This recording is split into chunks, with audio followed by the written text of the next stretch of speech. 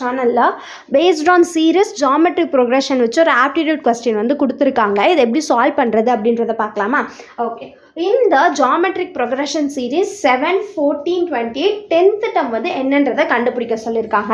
So இந்த மாதிரி geometric progression கேட்டாங்க அப்படின்னு பார்த்தீங்கன்னா இதுக்கு வந்து ஒரு ஃபார்முலா வந்து இருக்குது. AR to the power n minus 1 அப்படின்றது தான் வந்து இதோட ஃபார்முலா. இப்போது n அப்படின்றது நமக்கு வந்து எந்த வேல்யூ கண்டுபிடிக்கணுமோ அது, R அப்படின்றது வந்து என்னன்னு பார்த்தீங்க அப்படின்னா ரெண்டுத்துக்கும் நடுவில் இருக்கக்கூடிய காமன் ரேஷியோ. A அப்படின்றது வந்து என்னென்னா ஸ்டார்டிங்கோட ஃபர்ஸ்ட் டேர்ம் என்னவா இருக்குது? 7 இருக்குது. ஸோ 7. R வந்து என்ன அப்படின்னா ரெண்டுத்துக்கும் காமன் 14/7 2, 28/14 2.